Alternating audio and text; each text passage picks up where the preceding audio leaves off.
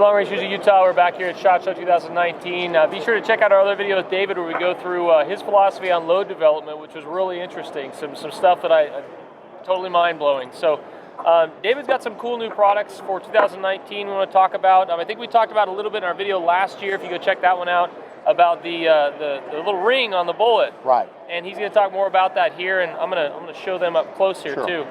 So once again, we're talking about a 115 grain bullet, but this nose ring cutting tool basically will come with a holder that matches a 22 or a 6 or a 6.5 or a 7 as we would go.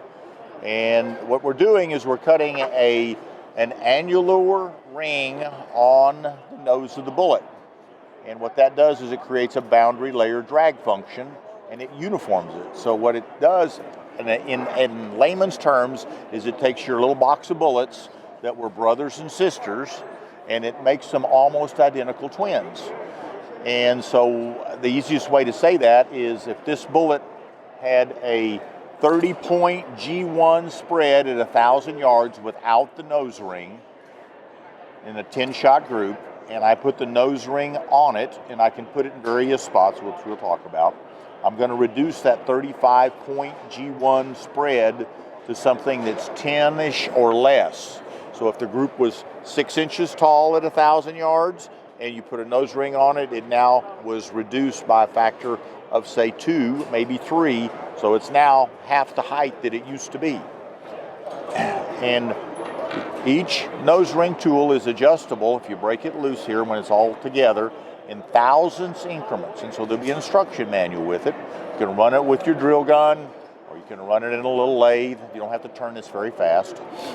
It cuts a cylinder section on the bullet, and here is the cutter, with 3 little carbide cutters in a little circular tool which threads inside the nose ring tool. And so you'll change to do a caliber change, or maybe even the bullet change. If you had a 6, you may have to change and cut a different diameter cylinder section on a let's say a Sierra 107, or as opposed to a Burger. Probably not, but it'd be close. But if you went to a 30 caliber bullet, you're going to be changing the cutter diameter as well as the bullet hole. You're probably going to sell this as a kit, so new cutter. That's right. It'll come with one cutter and one bullet holder, and the tool will probably retail for about $250. And then to change to calibers will be probably another $100, $110 Gotcha. From 1 to 1 to 1. And you see, I've just put this together, just screwed the cutter in.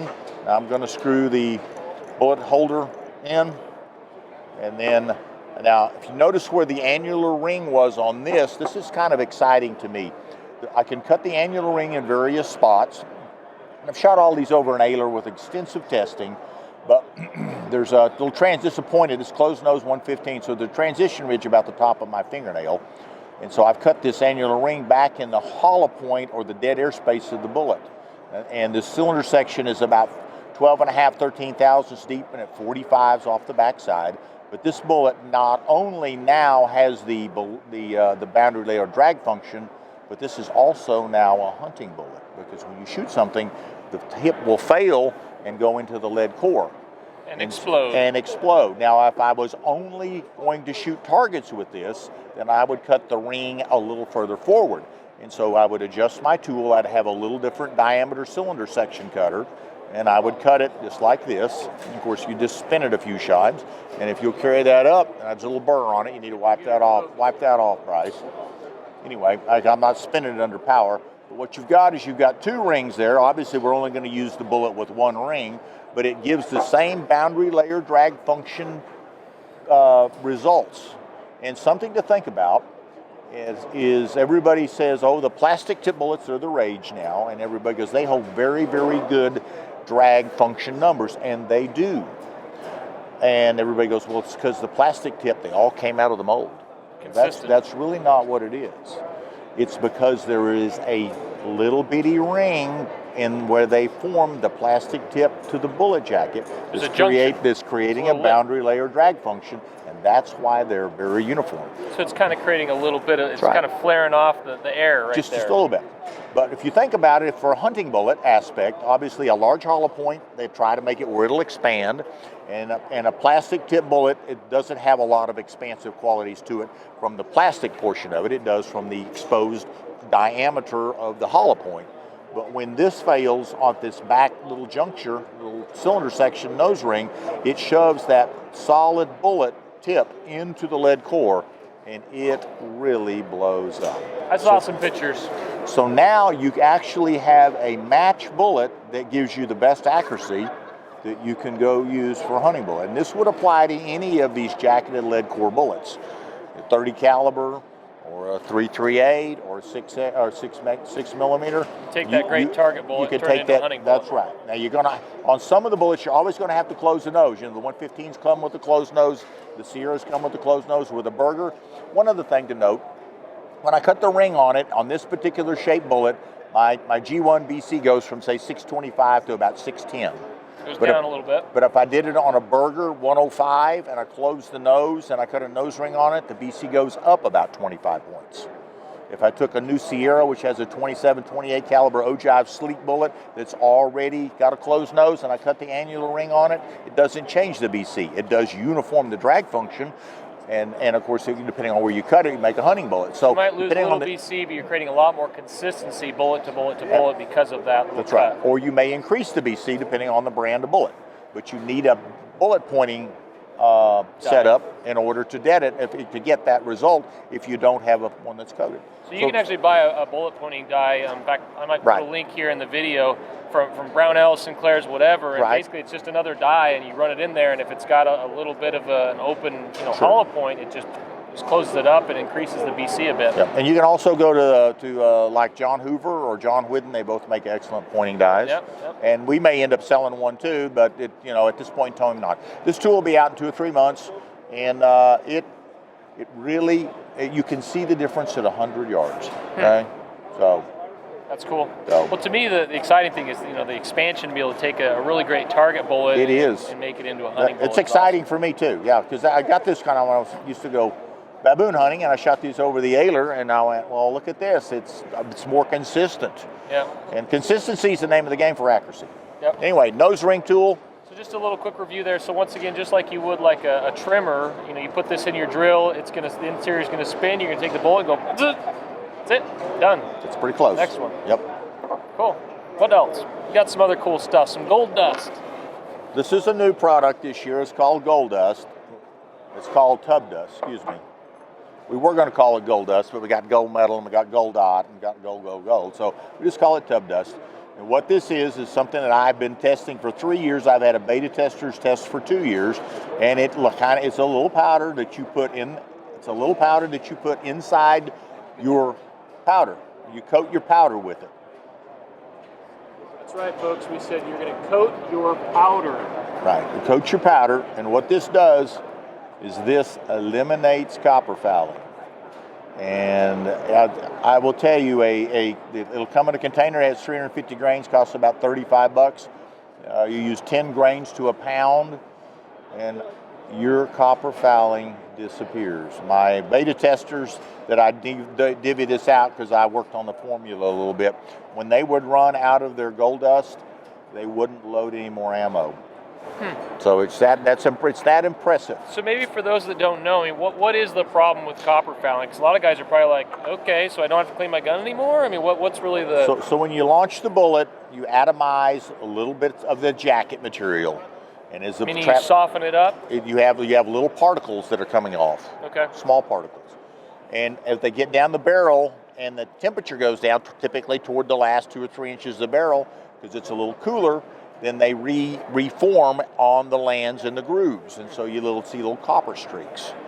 And with this, it actually blows it out. There's a little bluish green look you see on the top of copper buildings that you get. Well, you actually see that. If you get that in your muzzle brake, you'll start to see that bluish green look in the muzzle brake or on the front of your magneto speed, or it just disappears in the thin air if you don't have anything out there.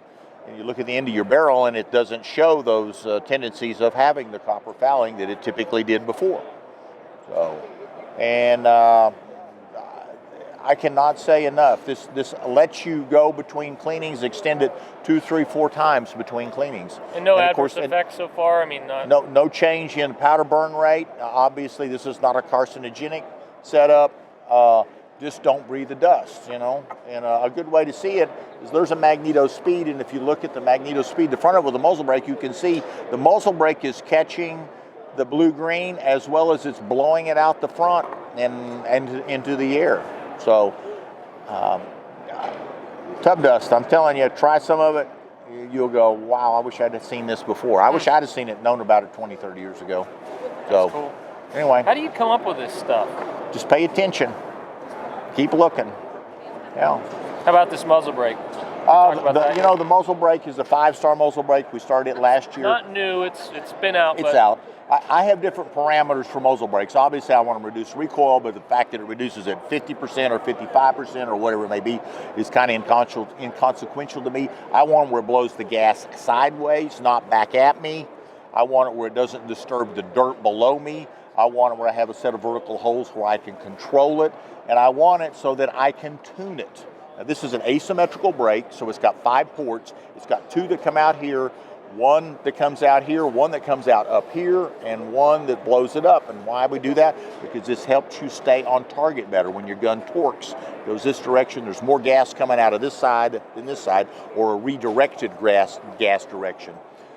But the other thing that's really cool about this brake is it comes with a trailing locking nut. So when you start shooting your groups, you've picked out what your load is and so on.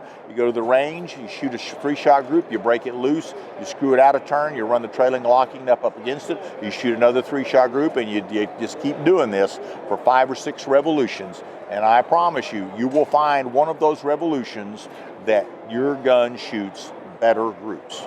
So basically what you've done is you tuned your barrel. This isn't a new concept. I mean, in the bench rest world, everybody runs a tuner, right? That's right. A lot of them do. Absolutely. In the rimfire world, even more so. Even more so. Absolutely. But the fact is now you can tune a muzzle brake, and of course this brake's very effective. It doesn't, and the difference between this brake and a lot of them that blow it back at you is I typically wear earplugs and earmuffs, real good earplugs and decent earmuffs. But with this brake, I can get by with earplugs because it's blowing the gas to the right and the left. It's not coming back at me. Interesting. So, what's the price point on this? This brake and trailing locking nuts, $125 in either anodized or in stainless. Wow. Yep. I thought it was double that, so that's awesome. Yep. No, that's what it is. It's a 3/4 24 thread pitch. Okay. Okay.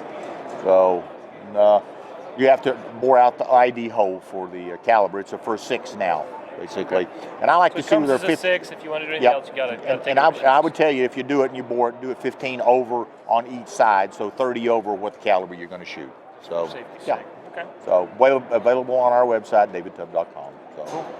And then, of course, this came out last year, but the 33XC, 37XC, maybe we could talk for a second about that. Well, you know, I shot a Lapua Improved. This is not a Lapua Improved. That's a regular Lapua. And that's a Chi-Tac I figured out for my cartridge, my long-range stuff.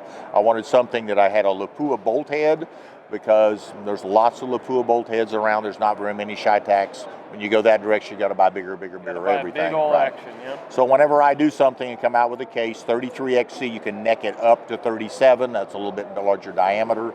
I come out with a set of dies that are very similar to the 6XC dies. A7 tool steel, integral neck shoulder bushings. Got a gauge bushing, small base is the case, makes it act like a new piece of brass. And then once again, I came out with a seating die, and both of these dies are interchangeable between a 33 and a 37XC. So, and of course, you get a little advantage here because we use the chamber reamer to cut our little floating sleeve here. So this little competition seating die, if you want to call it as such, is actually got a very good fit. And typically the runouts are 1 or 2 thousandths on properly resized brass. Once again, I'm pushing the shoulder back 4 or 5 thousandths on a great big piece of brass, and sizing the base end, say 1.5 thou, use imperial sizing wax. And now you can go and you could actually take a reamer, get reamers from Dave Manson, and you could run the reamer in your Lapua case, and you just made a 33XC case. And this, you know, a Lapua will shoot a 300 grain bullet in a 30-inch barrel probably 28, maybe 28.50. This one will shoot 130, 150 in the same barrel. So that's about a 300 feet a second change, yeah. Just because you got the ability to put another 10 or 15 grains more powder in it. And it's got a much better shoulder. It has, yeah. You don't have to blow the shoulders out. You don't have to sharpen it. You have to hopefully want a longer neck. It's got it all there in one, and you got a resized die set made for it. So, you cannot convert Lapua brass to. You cannot. No. And so you buy this from Peterson or from? You buy from Superior Shooting. Yeah. Superior Peterson makes the brass from the 6XC and the 33XC.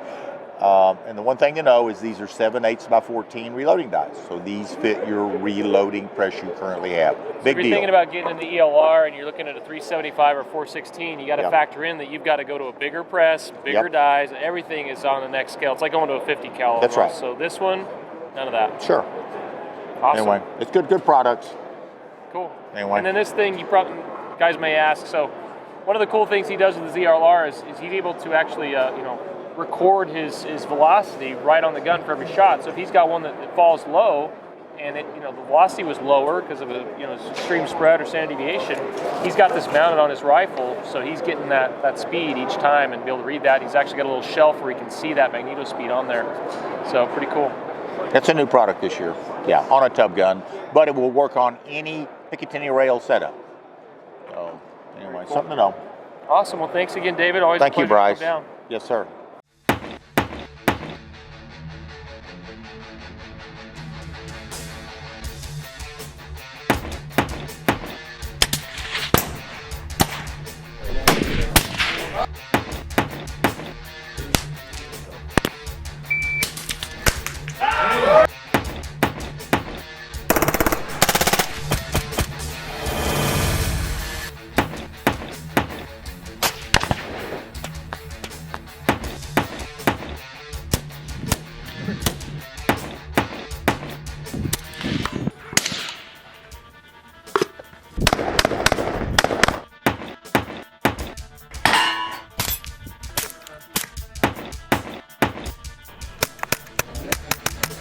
So here are at SHOT Show 2016. Got Todd McGee from Dead Air Armament. Hi, I'm Kelly McMillan here. We're gonna give it a shot right now.